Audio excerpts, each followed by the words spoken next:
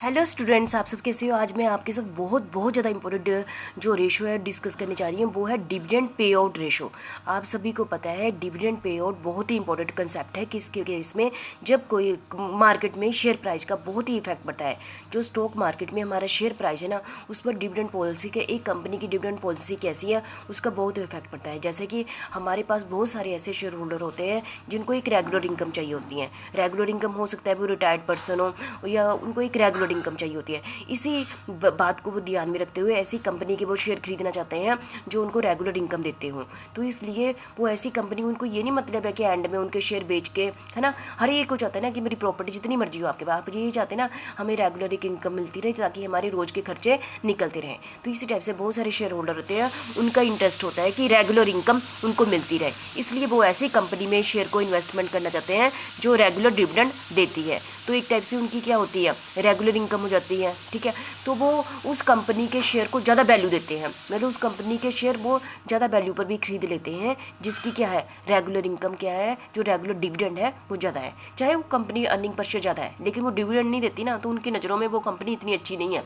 उनकी नज़रों में वही कंपनी अच्छी है जो उनको रेगुलर क्या देती रही है, डिविडेंड देती रहती है। ठीक है, तो डिविडेंड पे आउट रेशो बहुत इंपॉर्टेंट है। और कंपनी क्या चाहती है, देखो दोनों का अलग अलग कंसेप्ट है। शेयर कंपनी क्या चाहती है, यदि कंपनी है ग्रोइंग कंपनी है, ग्रोइंग मतलब कंपनी है, कंपनी के पास बहुत सारी अपॉर्चुनिटी है, कंपनी अपने पैसे को, जो शेयर होल्डर के पैसे को वहाँ पर इन्वेस्टमेंट करके और अर्निंग कमाना चाहती है। यदि कंपनी चाहती है कि, यदि कंपनी ये सोचती है मैं शेयर होल्डर को खुश करूँ, उनको डिविडेंड दे दूँ, तो उससे क्या होगा, कंपनी के अंदर पैसा कम हो जाएगा, तो कंपनी को उस पैसे का अरेंजमेंट करना पड़ेगा। तो क्या करेगी कंपनी, और लोन लेगी, मार्केट में डिवेंचर इशू करेगी, पैसा लेगी, तो उस पर उसको क्या देना पड़ेगा, इंटरेस्ट देना पड़ेगा, है ना। और कंपनी को उसके लिए बहुत सारे फ्लोटिंग एक्सपेंसेस, बड़े सारे एक्सपेंसेस करने पड़ेंगे, मतलब इस तामझाम में भी उसका बहुत सारा टाइम लग जाएगा। ठीक है, तो कंपनी चाहती है कि मैं इन चीज़ों में क्यों पढ़ूँ, मैं इन चीज़ों से अच्छा है ना जो पैसा हमने, कंपनी ने पैसा कमाया है उसी को ही नए प्रोजेक्ट में लगा दिया जाए, फिर से पैसा कमाया जाए, इससे अच्छा शेयर होल्डर को देने की बजाय। पर शेयर होल्डर इंटरेस्टेड होते हैं, काफ़ी शेयर होल्डर इंटरेस्टेड होते हैं जो कि जिनकी इनकम कम है, वो कि कंपनी कहते थे डिविडेंड दे। लेकिन बहुत सारे शेयर होल्डर ऐसे भी होते हैं जिनका इंटरेस्ट डिविडेंड में नहीं होते हैं, वो चाहते हैं कि कंपनी ग्रोइंग में लगाते रहें, तो जिससे शेयर की वैल्यू बढ़ जाएगी, जिनको जब भी उनको पैसे की जरूरत होगी वो मार्केट में शेयर बेच देंगे और उस पर कैपिटल गेन कमा लेंगे। ठीक है, तो क्योंकि उनको टैक्स बचाना होता है, इसलिए डिविडेंड पे रेशो डिपेंड करता है हमारा जो स्ट्रक्चर है उसमें किस टाइप के शेयर होल्डर हैं। ठीक है, तो काफ़ी शेयर होल्डर डिविडेंड को इंपॉर्टेंस देते हैं, काफ़ी नहीं भी देते हैं, इसलिए कंपनी की डिविडेंड पे आउट रेशो बहुत ही इंपॉर्टेंट होती हैं। जैसे कि आप सभी को पता है जो अर्निंग है ना, कंपनी ने अर्निंग कमा ली, प्रॉफिट कमा लिया, ठीक है, अर्निंग पर शेयर हमने निकाल ली तो शेयर होल्डर खुश हो गए। तो लेकिन जो अर्निंग है उसका पूरा का पूरा डिविडेंड नहीं दिया जाता है, ये डिपेंड करता है कंपनी की पॉलिसी कैसी है। कंपनी की पॉलिसी कौन डिसाइड करता है, सबसे पहले ये डिसाइड करते हैं, पहला कि कंपनी के शेयर होल्डर को डिविडेंड देना है कि नहीं देना है, ये डिसाइड करते हैं मैनेजमेंट डिसाइड करती है, बोर्ड ऑफ डायरेक्टर डिसाइड करते हैं, इसमें शेयर होल्डर का कोई रोल नहीं होता। उन्होंने डिसाइड कर लिया कि इनको 15% देना है, नहीं देना है, हो सकता है कंपनी के पास बहुत सारा प्रॉफिट है, उन्होंने डिसाइड कर लिया नहीं देना तो नहीं देना है। यदि उन्होंने डिसाइड कर दिया 10% है तो 10% देना, वो उससे ज़्यादा नहीं हो सकता। उन्होंने डिसाइड कर लिया 15% दे देते हैं, चलो ठीक है। तो शेयर होल्डर की फिर दूसरे नंबर पर किसकी मीटिंग में लाई जाएगी, शेयर होल्डर की मीटिंग में जाएगी। शेयर होल्डर, अब शेयर होल्डर पर डिपेंड करता है, शेयर होल्डर कहते हैं हमने नहीं लेना, फिर नहीं दिया जाएगा। शेयर होल्डर कहते हैं ठीक है 15% दे दो, तो उनको 15% दिया जाएगा। शेयर होल्डर कहते हैं हमने 10% लेना है तो 10% दिया जाएगा। हाँ, शेयर होल्डर बोलते हैं कि 16% लेना है तो 16% नहीं दिया जाएगा।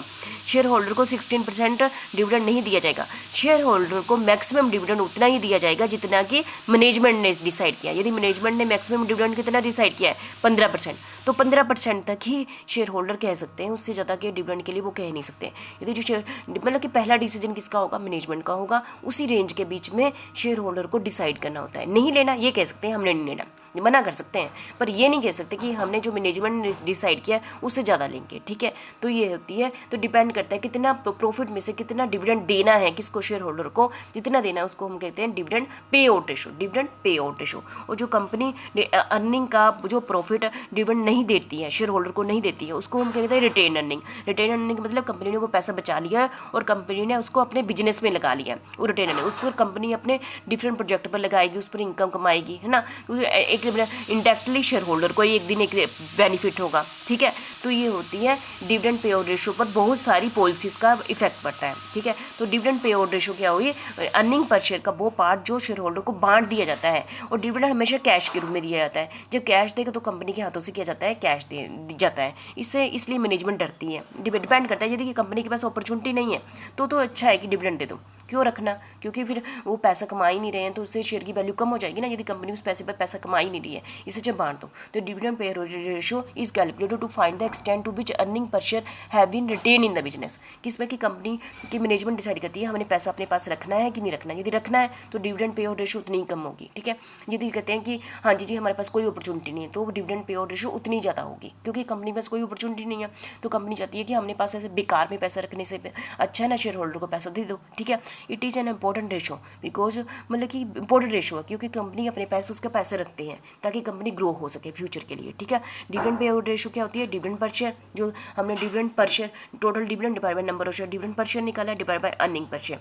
तो मतलब कितना डिविडेंड देना है और कितना उसने अर्निंग कमाया, अर्निंग का कितना पार्ट हमने अर्निंग जैसे 100 रुपये में से कितना पार्ट जैसे 40 रुपये देने हैं, डिविडेंड देना है तो कितना हो गया, डिविडेंड पे आउट रेशो के 40 डिवाइड बाय 100 रुपया, तो 40% हमने डिविडेंड दिया है। तो क्या रेशो बन गई, डिविडेंड पे आउट रेशो बन गई, ठीक है। तो आप समझ गए।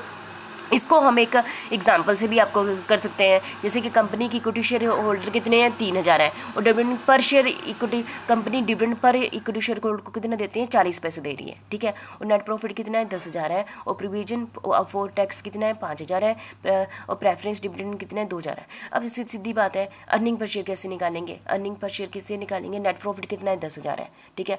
टैक्स को माइनस कर दिया और प्रेफरेंस डिविडेंड को माइनस कर दिया, तो टोटल जो प्रॉफिट बच गया वो किसका हो गया, इक्विटी शेयर होल्डर का होगा।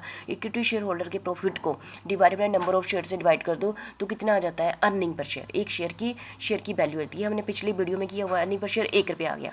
1 रुपये का कितना परसेंट देना है, 40 पैसे।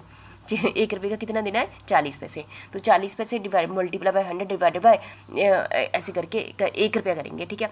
तो कितना आ गया, 40% आ गया। 1 रुपया करना है डिवाइडेड बाय 1 रुपया करना है, ठीक है। तो पे आउट रेशो आ गई 40%। और रिटेन अर्निंग रेशो कितनी आ गई, ये तो चलिए 40% दे दिया, 100 रुपये से 40% दे दिया। उसने अपने पास कितना रखा, 100 रुपये में 40% माइनस कर दो, 60 रुपये% अपने पास रखा, मतलब कि कंपनी ने 60% अपने पास अर्निंग कंपनी की ग्रोथ के लिए पैसा रख लिया, ठीक है। तो मुझे लगता है कि डिविडेंड पे आउट रेशो का मतलब डिविडेंड पे आउट रेशो वो होती है जो कंपनी अर्निंग का, जिस पर शेयर होल्डर का अधिकार होता है, उसका कितना % शेयर होल्डर को दे दिया, उसको कहते हैं डिविडेंड पे आउट रेशो। और कितना % उसने कंपनी ने अपने पास रख लिया, उसको हम कहते हैं रिटेन अर्निंग रेशो, ठीक है। मुझे लगता है आपको क्लियर होगा डिविडेंड